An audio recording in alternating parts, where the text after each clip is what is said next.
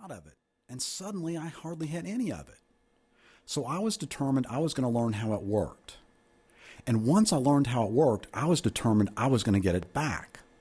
And once I got it back, I was determined to make the most of it so I could keep the most of it.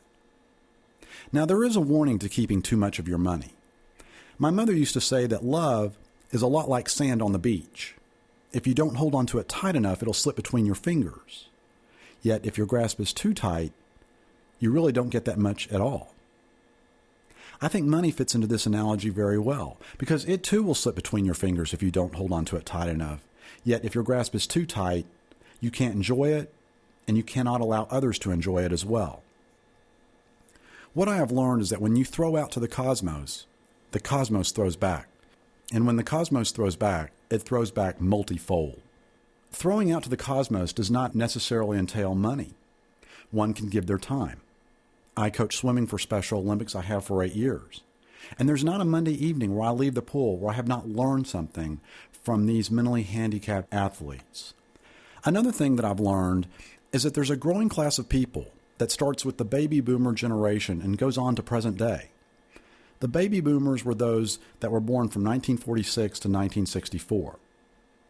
And from the baby boomer generation on, we've been exposed to the mass media. We've been exposed to magazines that have advertisements for high-end items, Rolex watches, Rolls-Royce automobiles. We've been exposed to television shows that depict wealthy characters.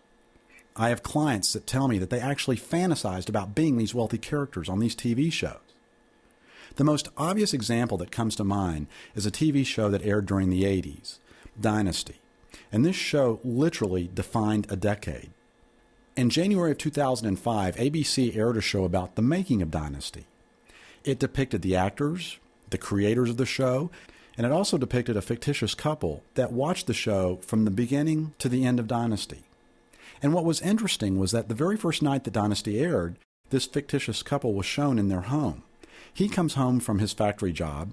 His wife is watching TV, and he asks her what she's watching. And she says, "Oh, this new show, Dynasty." And he says, "That's trash."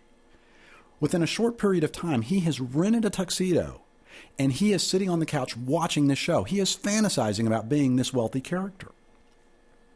I don't know that my clients rented tuxedos to watch the show. But what I do know is that we knew that in order to buy these high-end items, to be these wealthy characters, we had to get good jobs.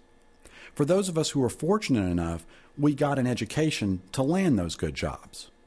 The good news is the education can never be taken away from us. The bad news is the education only taught us how to earn dollars. It didn't teach us how to spend those dollars. At the end of the month, has the bank ever called you and told you that you have just way too much money in your account? Could you walk into your boss's office tomorrow and quit your job and live for the rest of your life on your savings and retirement? Would it be possible for you to walk into an auto dealership that sells your fantasy car and plunk down the exact amount of cash and drive away? If you answered yes to any of these questions, then you probably don't need to listen to the rest of this CD. However, if you answered no to any of these questions, today we're going to learn about money. We're going to learn why money was created. We are going to learn what money does and what money doesn't do. We're going to learn the difference between being rich and being wealthy. We're also going to learn about Craig Carpel's three-legged stool. Next, we'll learn about what I call the status trap, what's involved in the status trap, and last, we'll learn how to get out of the status trap and into what I call perfect prosperity. Ironically, in our society, a lot of people don't take responsibility for their own actions. Some people sue McDonald's because they've overeaten. Some people sue Starbucks because the coffee's too hot. Some people sue Walmart because they've slipped and fallen. Yet at the same time, we blame ourselves for our poor spending habits. This is one area that really isn't our fault. I'm on the board of the Texas Jumpstart Coalition. And what we found, just like the other 49 boards across the country, is that financial literacy just isn't taught in schools. It's also not taught in homes. A lot of people consider it crass and vulgar to talk about money. Perhaps it's because our parents don't understand how money works, and therefore they cannot impart the knowledge to us. Whatever the case, we go out in the working world, start earning dollars, and we really don't know what to do with them.